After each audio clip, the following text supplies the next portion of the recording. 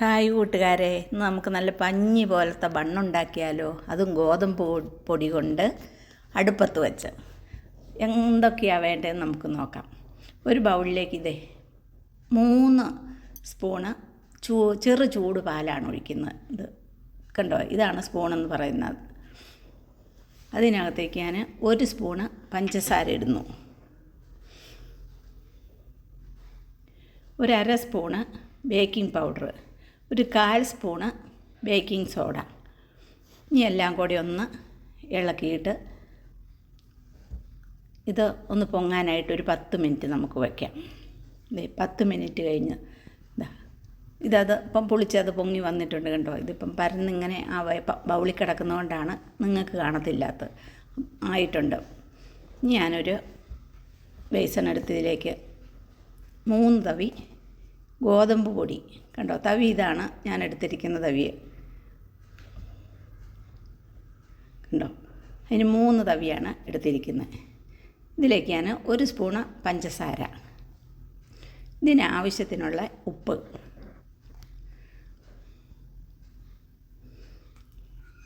1 spoon sunflower ഓയിലാണ് ഒഴിക്കുന്നത്, 1/2 spoon ബട്ടറും കൂടെ ഇട്ട് എല്ലാം കൂടെ നമുക്ക് ഈ പൊടിയൊന്ന് ഇളക്കി കൂട്ടാം. അതിന് ശേഷം നമ്മൾ എടുത്തു വച്ചിരിക്കുന്ന പാല് കുറേശ്ശെ നമുക്ക് ഒഴിച്ചൊഴിച്ച് ഒന്ന് യോജിപ്പിക്കാം. ഇതുകൊണ്ട് മാത്രം തികയല്ല, അതുകൊണ്ട് ബാക്കി നമുക്ക് ചെറു ചൂടുവെള്ളം ഒഴിച്ചാണ് ബാക്കി കുഴയ്ക്കുന്നത്. നന്നായിട്ടും കുഴയ്ക്കണം. ഇതിൻ്റെ നമ്മൾ എത്രമാത്രം ഇത് കുഴയ്ക്കുന്നോ അങ്ങനെയാണ് ആ ബണ്ണിന് നല്ല മയം കിട്ടുന്നത്. അതുകൊണ്ട് നന്നായിട്ടും ഇത് കുഴയ്ക്കണം. നമ്മൾ ചപ്പാത്തിക്കും നമ്മൾ ബറോട്ടയ്ക്കൊക്കെ കുഴയ്ക്കുന്ന പോലെ നല്ല ഭംഗിയായിട്ടും കുഴയ്ക്കണം. കുഴച്ചതിന് ശേഷം ഇത് ഞാൻ ഉരുട്ടി ഒരു പാത്രത്തിലേക്ക് മാവ് വെച്ച് കൊടുത്ത് അതിൻ്റെ മുകളിൽ കുറച്ച് എണ്ണ ഒന്ന് തൂക്കിക്കൊടുക്കാം, അല്ലെങ്കിൽ അത് ഉണങ്ങും. ഇനി അതൊന്ന് മൂടി 1 മണിക്കൂർ റെസ്റ്റ് ചെയ്യാൻ വെക്കാം. 1 മണിക്കൂർ കഴിഞ്ഞപ്പോൾ കണ്ടോ മാവ് പൊളിച്ച് പൊങ്ങിയിട്ടുണ്ട്, കണ്ടറിയാമല്ലോ. ഇത് കണ്ടോ. ഇനി നമുക്ക് നന്നായിട്ട് ഒന്നുകൂടെ ഒരു പലകയെ വെച്ചിട്ട് ഒന്നും കൂടെ ഒന്ന് പീച്ച് നല്ല പോലെ ഒന്ന് കുഴയ്ക്കാം. ഞാൻ പറഞ്ഞല്ലേ, എത്രമാത്രം കുഴയ്ക്കുന്നോ അത്രയും നല്ല സ്പോഞ്ച് പോലെ നമ്മുടെ ബണ്ണ് കിട്ടും. ഇത് ഗോതമ്പ് പൊടി കൊണ്ടാണ് നമ്മൾ ഉണ്ടാക്കുന്നത്, മൈദ കൊണ്ടല്ല. ഇതിൽ മുട്ട ചേർക്കുന്നില്ല, കണ്ടോ. ഇനി അത് നീളത്തിലാക്കിയിട്ട് ഇത് ഒരു കത്തി കൊണ്ട് മുറിക്കാം. പിന്നെ ഒരു 4ആയിട്ടാണ് ഞാൻ മുറിക്കുന്നത്.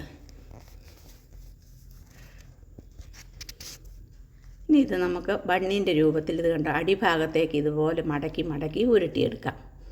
കണ്ടോ, അങ്ങനെ ഞാൻ 4 ബോളും ഉരുട്ടിയെടുത്തതിന് ശേഷം ഒരു നനഞ്ഞ തുണി കൊണ്ട് ഇത് റെസ്റ്റ് ചെയ്യാൻ വെച്ചു. ഒരു അരമണിക്കൂറിന് ശേഷം എടുത്തപ്പോൾ ഇത് കണ്ടോ നന്നായിട്ടും പൊങ്ങി വന്നിട്ടുണ്ട്.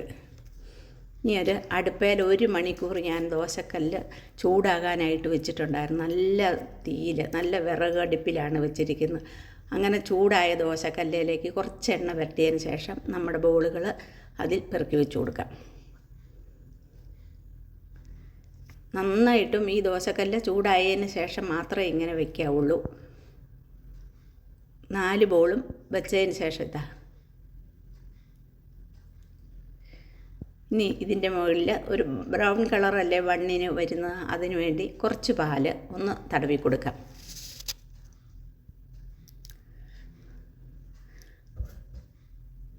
ആ 4 ബോളിലും പുരട്ടി ഇങ്ങനെ നമുക്ക് പാല് ഒന്ന് തൂത്ത് കൊടുത്തതിന് ശേഷം മൂടി വയ്ക്കാം.